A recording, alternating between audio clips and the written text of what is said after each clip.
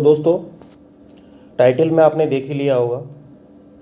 मैं आपसे किस विषय पर बात करने जा रहा हूँ इस वीडियो में। खटीक जाति के बारे में। वो बहादुर जाति जिनसे मुग़लों की रूह कांपती थी। एक छोटा सा शोध है, मेरा खुद का नहीं, मैंने कुछ गूगल के थ्रू और कुछ रिसर्च के थ्रू कुछ संकलन किया है, वो आपके साथ शेयर करने जा रहा हूँ मैं। एक्चुअली हिंदू धर्म की जातियों को लेकर अक्सर विवाद होता रहा है, लेकिन इस चक्कर में कभी उन जातियों के गौरवपूर्ण इतिहास की चर्चा नहीं होती है। ऐसी ही एक जाति है खटीक। बीजेपी नेता और विद्वान विजय सोनकर शास्त्री ने खटीक जाति से जुड़े ऐतिहासिक तथ्यों को एक जगह पर संजोने की कोशिश की है।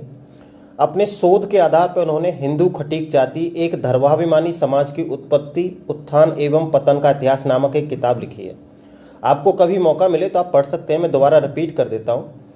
हिंदू खटीक जाति एक धर्माभिमानी समाज की उत्पत्ति, उत्थान एवं पतन का इतिहास नाम से विजय सोनकर शास्त्री जी ने किताब लिखी है।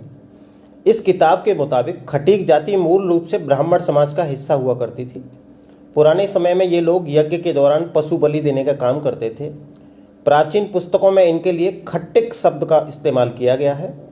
ब्राह्मण होने के बावजूद खट्टिक समाज के लोग हथियार चलाने की ट्रेनिंग लिया करते थे। साथ ही मध्यकाल में कई मंदिरों की सुरक्षा इन्हीं लोगों की जिम्मेदारी हुआ करती थी। तो दोस्तों, आगे बढ़ाते हैं वीडियो को। किताबों में मध्यकाल के ढेरों ऐसे साक्ष्य मिले हैं जिसमें इस्लामी हमलावरों ने मंदिरों पर हमला किया तो उन्हें सबसे पहले खट्टिक ब्राह्मणों का सामना करना पड़ा था। राजा और उनकी सेना तो बाद में आती थी। खट्टिक ब्राह्मण आमतौर पर मंदिर परिसरों के अंदर या उनके आसपास रहा करते थे। तैमूर लंग को दीपालपुर और अजोधन में खटीक योद्धाओं ने ही रोका था। तैमूर लंग के बारे में आपने जरूर सुना होगा। एक क्रूर मध्य एशिया से आया हुआ आक्रांता था जिसने लाखों लोगों को काट दिया था। सिकंदर को भारत में प्रवेश से रोकने वाली सेनाओं में भी सबसे अधिक खटीक जाति के ही योद्धा थे।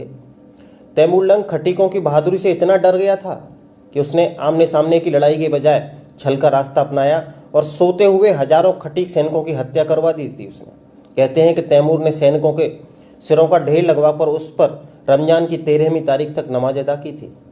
तो खटीकों के गौरवपूर्ण इतिहास को आपके साथ शेयर करके मुझे बहुत अच्छा लग रहा है दोस्तों। साथ ही खटीक समाज के जो लोग थे हर तरह के युद्ध कौशल में माहिर थे।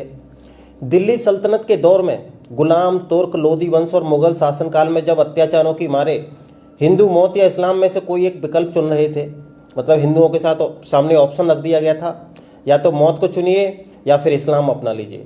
तो खटीक उन जातियों में से जिन्होंने हर संभव प्रतिरोध किया। मुगलों की ताकत क्या कि उनकी शक्ति बहुत कम थी, फिर भी हार नहीं मानी। इस बात का वर्णन मिलता है कि खटीकों ने ही सबसे पहले धर्म की रक्षा और बहु बेटियों की मुगलों की गंदी नज़र से बचाने के लिए अपने घर के आसपास सूअर बांधना शुरू किया था। इस्लाम में सूअर को हराम माना गया है, तो ये एक प्रोटेक्शन के लिए था दोस्तों। सूअरों को बांधा तो इस वजह से कि वहाँ इस्लाम में हराम है तो वो मुगल वहाँ आक्रमण नहीं करेंगे। मुगल तो इसे देखना भी हराम समझते थे सूअर को। जब भी मुगल हमला करते तो खटीक सेनाएं सूअर आगे कर देती, जिससे मुगलों में भगदड़ मच जाती थी। ठीक वैसे ही जैसे मुगल हमलावरों ने गायों का इस्तेमाल किया। मुस्लिमों की गोहत्या के जवाब में खटीकों ने सूअर का मांस बेचना शुरू कर दिया। ऐसा करके उन्होंने मुगलों से अपनी और मंदिरों की रक्षा तो कर ली, लेकिन हिंदू समाज में ही पद दलित होते चले गए। अब देखिए, यहाँ से मोड़ लिया। हिंदू समाज में मांस को लेकर बहुत सारी भ्रांतियाँ नहीं। मांस को एक मतलब हिंदू समाज में मान्यता नहीं है मांस का बिजनेस करना या मांस को बेचना। तो यहीं से जो एक उनको उच्च वर्ण में स्थान प्राप्त था, वहीं से हिंदू समाज में ये पद दलित होते चले गए। 16वीं शताब्दी के आसपास खट्टिक शब्द खटीक बन गया। ये लोग अब सूअर पालक बनकर उनका मांस बेचकर पेट पालने लगे। नतीजा यह हुआ कि हिंदुओं की ये सूरवीर ब्राह्मण जाति आज दलित श्रेणी में है। उनके हथियार, कौशल और वीरता का ही नतीजा था कि अक्सर खटीकों को लोग छत्री समझते हैं। तो दोस्तों, किस तरह से एक उच्च वर्ण की जाति, देखिए मैं क्लियर कर देना चाहता हूँ इस वीडियो के माध्यम से, मैं भारत में जाति व्यवस्था, हिंदुओं की जाति व्यवस्था के खिलाफ हूँ। जाति व्यवस्था के आधार पर समाज, हिंदुओं ने जितना नुकसान झेला है, हम जाति व्यवस्था अब अगर हम एक होते, उच्च वर्ण और निम्न वर्ण में नहीं बटे होते, तो शायद हम इतने समय तक दूसरी मुगलों के या अंग्रेजों के पराधीन नहीं रहे होते। तो दोस्तों, आगे बढ़ाता हूँ वीडियो को।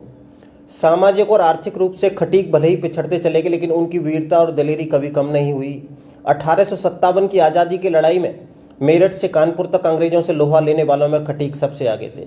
कहते हैं कि काशी में खटीकों के कारण ही कभी अंग्रेज अपने पांव ठीक से नहीं जमा पाए। इलाहाबाद में खटीकों के हमले से अंग्रेज अफसर परेशान रहा करते थे। क्रांति को कुचलने के बाद अंग्रेजों ने खटीकों के गांव को सामूहिक रूप से पेड़ों पर लटकाकर फांसी दे दी थी। नेहरू ने अपनी किताब भारत एक खोज में भी इसका जिक्र किया है, लेकिन उन्होंने यह नहीं लिखा कि ये लोग खटीक जाति के थे। 1891 में अंग्रेजों ने पूरी खटीक जाति को अपराधी जाति घोषित कर दिया था। अंग्रेज भी इतना डर गए थे इन लोगों से। साथ ही दोस्तों, एक और प्रसंग आपके साथ शेयर करने जा रहा हूँ। खटीकों ने जिन्ना से भी बदला लिया था। आज़ादी से ठीक पहले 16 अगस्त 1946 को 16 अगस्त 1946 को जब मोहम्मद अली जिन्ना ने डायरेक्ट एक्शन की घोषणा की थी तो मुस्लिमों ने कोलकाता शहर में हिंदुओं का नरसंहार शुरू कर दिया था। लेकिन 1-2 दिन में ही पासा पलट गया और खटीकों ने मुस्लिमों का इतना भयंकर नरसंहार किया कि बंगाल में उस वक्त मुस्लिम लीग सरकार के मंत्री ने सार्वजनिक रूप से कहा कि हमसे भूल हो गई। बाद में इसी का बदला मुसलमानों ने बांग्लादेश के नोआखाली में हिंदुओं का नरसंहार करके लिया। आज हम आप खटीकों को अचूक मानते हैं क्योंकि हमें उनका सही इतिहास नहीं बताया गया है। दलित शब्द का सबसे पहले प्रयोग अंग्रेजों ने 1931 की जनगणना में, मतलब 1931 की जो जनगणना की थी अंग्रेजों ने, उसमें डिप्रेस्ड क्लास के रूप में लिखा था। अंग्रेजों ने पहली बार जो दलित शब्द था उसे ही बाबा साहेब अम्बेडकर ने अछूत के स्थान पर दलित शब्द में तब्दील कर दिया। इससे पूरे भारतवर्ष और साहित्य में दलित शब्द का कहीं भी उल्लेख नहीं मिलेगा आपको। मतलब पूरे भारतीय इतिहास का जो पूर्व का इतिहास है और साहित्य, उसमें दलित शब्द का उल्लेख नहीं मिलेगा। ये दलित शब्द आया 1931 में जो जनगणना करवाई अंग्रेजों ने, डिप्रेस्ड क्लास कहा उसमें, उसी को बाद में बाबा साहब ने अछूत के स्थान पर दलित शब्द के रूप में बदल दिया। दोस्तों, मुसलमानों के डर से अपना धर्म नहीं छोड़ने वाले, हिंसा और सुअर पालन के जरिए इस्लामी हमलावरों का मजबूती से मुकाबला करने वाले खटीक ब्राह्मणों को दलित जाति की श्रेणी में डाल दिया गया। तो ये बड़ी विडंबना रही है इतिहास की और हमारी संस्कृति की। भारत में 1000 ईस्वी तक सिर्फ 1% अछूत जातियां थीं दोस्तों, लेकिन मुगल वंश का खात्मा होते होते इनकी संख्या 14% तक हो गई। आखिर कैसे हुआ ये सब? आखिर हुआ कैसे ये सब? इतिहासकारों ने ये सब हमको क्यों नहीं बताया? अनुसूचित जातियों के लोग सबसे ज्यादा आज के उत्तर प्रदेश, बिहार, बंगाल, मध्य भारत में है, जहां मुगल सबसे अधिक ताकतवर थे। डॉक्टर सुब्रमण्यम स्वामी ने खटीक जाति को भी ब्राह्मण माना है। डॉक्टर सुब्रमण्यम स्वामी के बारे में जरूर आप लोग जानते होंगे।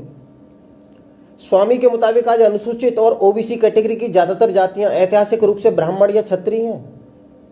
इन्होंने जाति से बाहर होना स्वीकार किया, लेकिन मुगलों के जबरन धर्म परिवर्तन के आगे ये लोग नहीं झुके।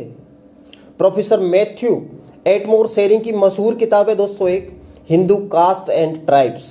उसमें उन्होंने लिखा है कि भारत के निम्न जाति के लोग और कोई और नहीं बल्कि ब्राह्मण और क्षत्रिय हैं। ये जातियां मुगलों के आने के पहले सामाजिक रूप से ऊपरी पायदान पर हुआ करती थी। स्टैनले राइस ने अपनी पुस्तक Hindu customs and their origins में यह भी लिखा है कि अछूत माने जाने वाली जातियों में अधिकतर वो बहादुर जातियां हैं जो मुगलों से युद्ध में हार गई और उन्हें अपमानित करने के लिए मुसलमानों ने अपने मनमाने काम करवाए।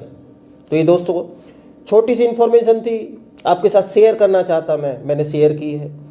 आपको ये जानकारी अगर लगती है कि आपके समाज के बारे में, देश के बारे में, हमारी संस्कृति के बारे में कुछ इन्फॉर्मेटिव है और इस तरह के वीडियो में अगर आगे बनाऊं, आपके पास इन्फॉर्मेशन जाए, तो मेरे चैनल को आप प्लीज़ सब्सक्राइब करिए। अपने दोस्तों के साथ इस वीडियो को ज़्यादा से ज़्यादा शेयर कीजिए और मेरे चैनल को सब्सक्राइब करके बेल आइकन को दबाना प्लीज़ मत भूलिएगा।